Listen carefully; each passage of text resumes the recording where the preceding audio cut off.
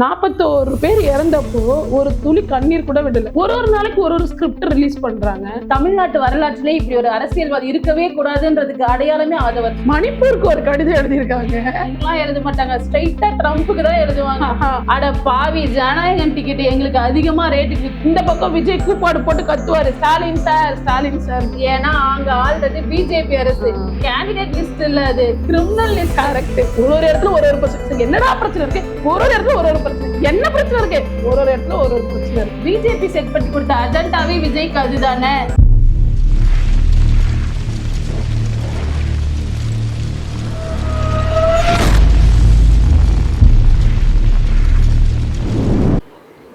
Hi hello வணக்கம், நான் உங்கள் இரண்யா.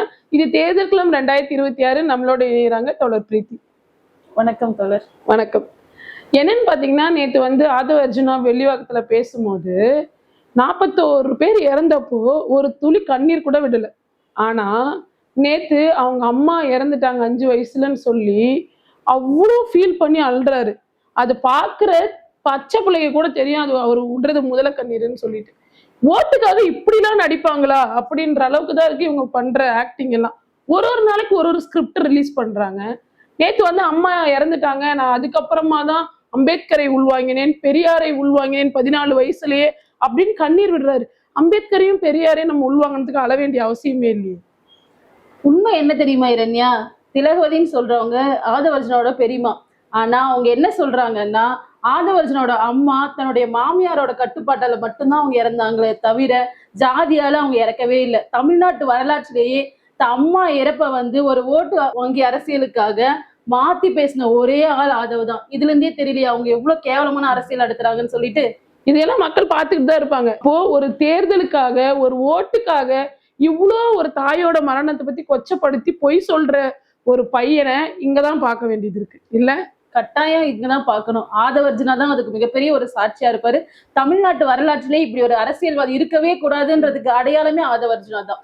இன்னொன்னு இருக்கு, மணிப்பூருக்கு ஒரு கடிதம் எழுதியிருக்காங்க. என்னங்க சொல்றீங்க? தமிழ்நாட்டு பிரச்சனைக்கு மணிப்பூருக்கு என்ன இருக்கு? மணிப்பூருக்கு எதுக்கு கடிதம்? அதுதான், விஜய்க்கு ஒய்ஃப் பிரிவு பாதுகாப்பு வேணும்னு சொல்லிட்டு சரி தேர்தல் ஆணையத்துக்கிட்ட முறையிட்டு இருந்தா பரவாயில்ல, எங்களுக்கு பாதுகாப்பு வேணும், பிரச்சாரம் பண்ற இடத்துல வேணும்னு சொல்லிட்டு. ஆனா இவங்க மணிப்பூர் ஆளுநருக்கு போய் கடிதம் எழுதியிருக்கிறாங்கன்னா, இந்த தாவேக்கால இருக்கக்கூடிய தற்குறிங்களோட மனநிலை எப்படி இருக்கும்? இவங்களோட பேசிக் நாலேஜ் கூட இல்லாத இவங்களோட அறிவியலித்தனத்தை பத்தி என்ன சொல்றதுனே தெரியல. இரண்யா, உங்களுக்கு உண்மை கிளியரா தெரியலன்னு நினைக்கிறேன். அஜய்குமார் பல்லா இருக்காருல்ல, அவர் 2 வருஷத்துக்கு முன்னாடி உள்துறை செயலாளரா இருந்தாரு. அத மறந்துட்டு இவனுக்கு இன்னும் அப்டேட் ஆகாம இன்னைக்கு அவருதான் உள்துறை செயலாளரா இருக்காருன்னு சொல்லிட்டு மணிப்பூர் ஆளுநருக்கு கடிதம் போட்டிருக்காங்க. பாத்துக்கோங்க இவங்களோட அரசியல் லட்சணத்தை. இவனுங்க எம்எல்ஏவாயி இவங்க கையில முதலமைச்சர் சீட்டு போனா ஐயோ யாருக்கு லெட்டர் எழுதணும்னு தெரியாம பிரதமருக்கு எழுதுறதுக்கு பதிலா வேற யாருக்கு எழுதினாலும் வேற யாருக்கெல்லாம் எழுத மாட்டாங்க, ஸ்ட்ரைட்டா ட்ரம்ப்புக்கு தான் எழுதுவாங்க. அப்படிதான் இருக்கு இவனுங்களோட அறிவு. இன்னொன்னு தெரியுமா?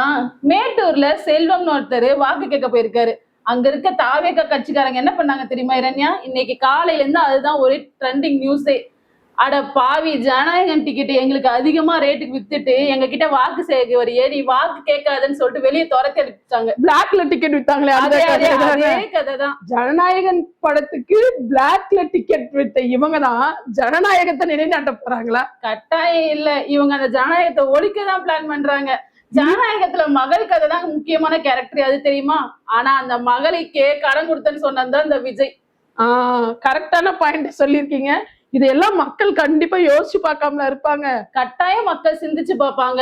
இது மட்டும் இல்ல பிரீத்தி, தூத்துக்குடியில விஜயோட நண்பர் ஒருத்தர் பிளைன் கிஸ் கொடுத்தாரு தெரியுமா வேட்பாளர் அறிமுகத்துல? நம்ம ஸ்ரீதர் அவரு பேசுனது வடை சுட்டதெல்லாம் பாத்தீங்களா? வடை இல்ல இரண்யா, பஜ்ஜி சுட்டாரு. அது என்ன பஜ்ஜி தெரியுமா?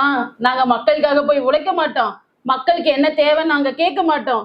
எங்களுக்கு விஜயோட முகம் இருக்கு, அந்த முகம் ஒண்ணு போதும், நாங்க வெற்றி அடைஞ்சிருவோம். துல்லாத மனம் துள்ளும் படம் பாத்தீங்கல்ல, அதுல விஜய் ஒரு டயலாக் சொல்லுவாரு இல்ல, நான் ஒரு ஸ்மைல் பண்ணா போதும் பொண்ணுங்களை எப்படி கரெக்ட் பண்ணுவேன்னு சொல்லிட்டு. அதை நான் கிளியரா சொல்ல விரும்பல. ஆனா இதே டயலாக தாவேகா நிர்வாகி ஒருத்தர் அவங்களோட கூட்டத்துல பேசினாரு. எங்க அண்ணன் ஒரு ஸ்மைல் பண்ணா போதும், தாய்மார்கள் ஓட்டு எங்க அண்ணனுக்கு தான். அப்ப நீங்க இங்க இருக்கக்கூடிய பெண்களை என்ன மாதிரி மனநிலையில அணுகுறீங்க? என்ன கண்ணோட்டத்துல பாக்குறீங்க? இங்க விஜயோட ஒரு முகன்றது வந்து பெண்களை வந்து ரொம்ப தப்பா காட்டுறதுக்காக யூஸ் பண்றாங்க. விஜய் சினிமால ஏதாவது ஒரு அரசியல் பேசினாரு, எங்க அண்ணன் வந்தா புதிய மாற்றத்தை உருவாக்குவாரு அப்படின்னு இவங்க நினைச்சு எனக்கு விஜய் அண்ணா வந்தா பரவாயில்ல, இல்ல எங்க அண்ணன் களத்துல வேலை செஞ்சிருக்காரு, எங்க அண்ணன் வந்தா நாங்க வந்து ஒரு புதிய மாற்றத்தை விரும்புவோம் அப்படின்னு சொல்லி வந்தாங்கன்னா பரவாயில்ல. இவங்க அந்த ஸ்கிரீன்ல தெரியற ஒரு ஃபேஸ் இருக்கு தெரியுமா, அதை மட்டும் நம்பி எங்க அண்ணன் வந்தா போதும், எங்க அண்ணன் முகத்தை காமிச்சா போதும்னு நினைக்கிறாங்க. அந்த அண்ணன் முகத்துக்காக எல்லாம் இங்க யாரும் ஓடி வரல. ஐயோ ஆக்டர் விஜய் வந்துட்டாரு, நம்ம போய் பார்த்துட்டு ஒரு செல்ஃபி எடுத்துட்டு பாத்தீங்களா நான் விஜய் கூட செல்ஃபி எடுத்துட்டேன் அப்படின்னு போறதுக்காக. நம்ம மக்கள் யாரும் மறந்துருக்க மாட்டாங்க. கேப்டன் விஜயகாந்த் அரசியலுக்கு வந்தாரு இல்ல, அவரும் ஏகப்பட்ட படம் நடிச்சிருக்காரு. அத்தனை படங்கள்லயும் அரசியல் பேசியிருக்காரு. ஒடுக்கப்பட்ட உழைக்கப்பட்ட மக்களோட அரசியலை பத்தி பேசியிருக்காரு. விஜயோட ஒரு படத்துலயாவது நீங்க அந்த மாதிரி அரசியலை பார்த்திருக்கீங்களா? எல்லாத்துலயும் தன்னை மாஸ் ஹீரோவா காட்டிக்கிறது, பெண்களோட நடனம் ஆடுறது, ஹீரோயின்ஸோட வெளிநாடுகளுக்கு போய் நடனம் ஆடுறது, இப்படியான பிம்பங்களை மட்டுமே பார்த்திருக்கிறாங்க. இவங்களுக்கு தேவை நடிகனை பார்க்கணும் அப்படிங்கிறது மட்டும்தானே ஒழிய இவர் ஒரு அரசியல் தலைவரா பார்க்கணும் அப்படிங்கிறது மக்கள் மனசுல இல்ல. இதை விஜய் இந்த தேர்தலில் கண்டிப்பா புரிஞ்சுப்பாருன்னு நான் நினைக்கிறேன், நம்புறேன். கட்டாயம் பார்க்கலாம். கட்டாயம் மக்கள் வந்து ஒரு சினிமா அரசியலை விரும்ப மாட்டாங்க. இங்க நடக்க போறது வந்து ஒரு ஜனநாயக தேர்தல். சோ ஒன்றிய அரசை எதிர்க்க யாரால முடியுமோ அவங்களுக்காக மட்டும்தான் எங்க மக்கள் வந்து ஓட்டு போடுவாங்க. எல்லாத்துக்கும் காரணம் டிஎம்கே டிஎம்கே டிஎம்கே. ஆதவர்ஜுனா மேடையில மூலமாரு ஸ்டாலின் சார் ஸ்டாலின் சார் அப்படின்னு, இந்த பக்கம் விஜய் கூப்பாடு போட்டு கத்துவாரு ஸ்டாலின் சார் ஸ்டாலின் சார். எல்லாத்துக்கும் கூப்பாடு போட்டு கத்துன இல்ல, இப்ப உன்னை வீட்டுல உட்காந்து பரப்புரை பண்ற அளவுக்கு முடக்கி வச்சுட்டாங்க இல்ல. புதுச்சேரியில 23 இடத்துல அனுமதி கேட்டாங்க, வெறும் 4 இடத்துலதான் அனுமதி கொடுத்துருக்காங்க. 19 இடத்துல அனுமதி மறுத்திருக்கிறாங்க. நீ இப்ப யாரு மேல பழிய போடுவ? இப்பெல்லாம் அவர் பதிலே பேச மாட்டாரு. ஏன்னா அங்க ஆல்ரெடி பிஜேபி அரசு. இதே திமுக அரசா இருந்தா ஏங்க திமுக தாங்க இதுக்கு காரணம், எங்களை அனுமதிக்கல அப்படின்னு சொல்லுவாரு. அங்க பிஜேபி இருக்கிறதுனால ஆல்ரெடி இவர் மேல கரூர் வழக்கு இருக்கு, ஆல்ரெடி மக்கள் இறந்து போன கேஸ் இருக்கு. இதெல்லாம் வச்சு நம்ம பேசினா பிஜேபி நம்மளை தூக்கி உள்ள போட்டுருவான். அந்த ஒரு காரணத்துக்காக பிஜேபி பத்தி வாயே திறக்காம தமிழ்நாடுனா மட்டும்தான் திமுக திமுகன்னு இவங்க கத்திட்டு இருப்பானுங்க. பிஜேபி நல்லா வச்சு செஞ்சு அனுப்புவானுங்க. திமுக ஜனநாயக தன்மையோட நடந்துக்கிற காரணத்தினால இவனுங்க எல்லாத்தையும் தூக்கி திமுக மேல பழிய போடுறலாம்னு நினைச்சாங்கல்ல. இந்த பேசிக் அறிவு கூட ஒரு தலைவனா இருக்கக்கூடிய விஜய்க்கு இல்லாம அவரு தற்குறியா இருக்காருன்றத இங்க உண்மையா இருக்கு. உனக்கு பர்மிஷன் கொடுக்கலன்னா நீ தேர்தல் ஆணையத்தை தானே குறை சொல்லணும். இன்னும் உட்காந்து முதலமைச்சர் தான் காரணம், ஸ்டாலின் தான் காரணம்னு சொல்லிட்டு இருக்கிறனா உன் அறிவு என்னத்தை நீ உன் மண்டையில என்னதான் இருக்கு? ஏன்னா விஜய் வந்து இங்க டிஎம்கே எப்பவுமே ஒன்றிய அரசு கூட வந்து போராடிட்டே இருக்கு. அதை உடைக்கிறதுக்காக விஜய் வந்து அந்த டெல்லி அரசியல வந்து கட் பண்ணி விட்டுட்டு இங்க நான் தான் இருக்கேன், உங்களுக்கும் எனக்கும் தான் போட்டி, இங்க பிஜேபி எதிர்ப்புலாம் ஒண்ணுமே இல்லை அப்படின்ட்டு எப்பெல்லாம் சிஎம் வந்து தமிழ்நாடு டெல்லிக்கு அவுட் ஆஃப் கண்ட்ரோல் அப்படின்னு சொல்றாரோ அதை உடைக்கிறதுக்காக இங்க டிஎம்கேக்கும் டிவிகேக்கும் தான் போட்டி, மத்த யாருக்கும் இங்க போட்டி இல்ல. நடக்கிறது வந்து சட்டமன்ற தேர்தல்ன்றாரு. ஆனா இந்த சட்டமன்ற தேர்தலை வச்சுதான் மொத்த ஜனநாயகமே இருக்குன்றது விஜய்க்கு புரியாம இருக்கு.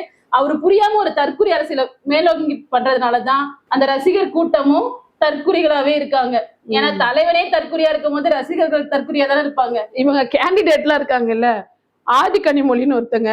இரண்யா அவங்க கேண்டிடேட் லிஸ்ட் இல்ல, அது கிரிமினல் லிஸ்ட். கரெக்ட். இவங்க லிஸ்ட் எல்லாம் இருக்குல்ல, இந்த லிஸ்ட்ல ஆதி கனிமொழி கிட்டயும் ஸ்ரீதர் கிட்டயும் மாறி மாறி கேக்குறாங்க, ஆமா நீங்க தொகுதியில இருக்கக்கூடிய மக்கள் எல்லாம் போய் பார்த்துட்டீங்களா, அவங்களோட பிரச்சனைகள் எல்லாம் அனலைஸ் பண்ணிட்டீங்களான்னு சொல்லிட்டு இவங்க கிட்ட இருந்து என்ன பதில் வரணும்? இந்த பிரச்சனைகள் இருக்கு, திராவிட ஆட்சி இதெல்லாம் செய்யல, திமுக ஆட்சி இதெல்லாம் பண்ணல, இதெல்லாம் மக்கள் எங்க குறை சொல்லியிருக்காங்கன்னு சொல்லணும்ல.